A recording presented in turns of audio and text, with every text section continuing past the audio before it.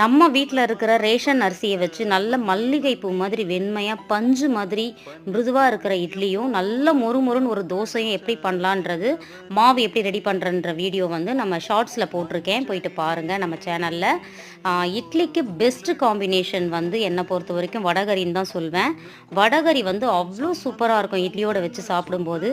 எத்தனை பேருக்கு இந்த காம்பினேஷன் பிடிக்கும் அப்படின்றத நீங்கள் மறக்காமல் கமெண்ட் பண்ணுங்கள். இட்லிக்கும் வடகரிக்கும் எங்கேயாச்சும் நான் ஹோட்டல் போகிறேன்னு வச்சுக்கோங்களேன், முதல்ல நான் போய் கேட்குறது இட்லி வடகரி இருக்கா அப்படின்னு தான் கேட்பேன். அப்படி அது இல்லாட்டி அடுத்தது மசாலா தோசை. இது ரெண்டுமே எனக்கு ரொம்ப பிடிக்கும். காலையில் இட்லியை சூப்பராக ஊற்றிட்டு வடகரியும் வச்சாச்சு.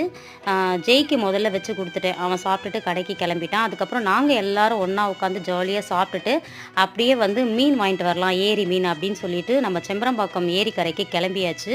அங்கே போயிட்டு மீனை வாங்கிட்டு அடுத்தது என்ன பண்ணோன்றது நெக்ஸ்ட் வீடியோவில் பார்க்கலாம்.